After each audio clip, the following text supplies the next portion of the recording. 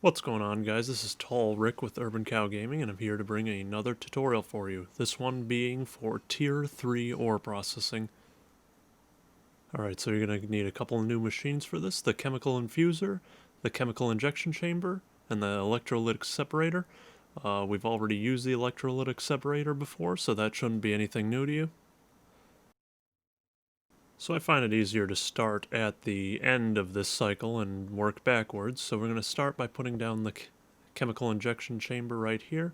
And we're going to need hydrogen chloride, which is going to be created with the chemical infuser. So that's going to be our next machine here. And I'm just going to plop that down right there. Note that most of what we're going to be working with is gases, so we're going to need pressurized tubes.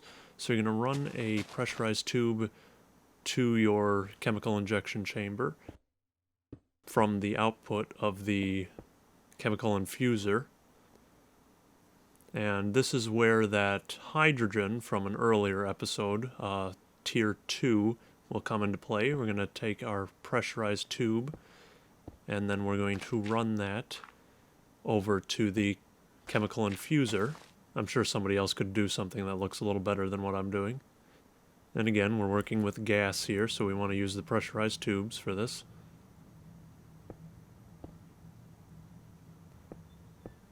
Then we just connect this to one of the inputs for the chemical infuser. Alright, so now we're going to need chlorine to create the hydrogen chloride. So this is where our electrolytic separator is going to come into play.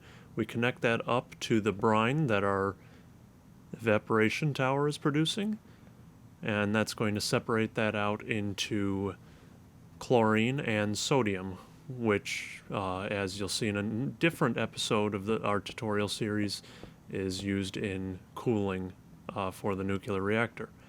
But for now we don't really need the sodium, and of course everything needs power. So we're going to run the chlorine into the other end of this and then power it up. And that is now producing hydrogen chloride, which is going into our chemical injection chamber. And that's it. That's the entire build. So now we'll just test it out with an ore.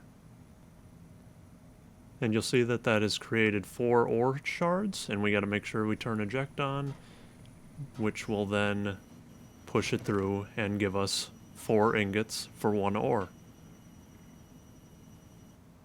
So that'll do it, guys. I want to thank you for watching. This has been Tall Rick again, and we'll see you for Tier 4.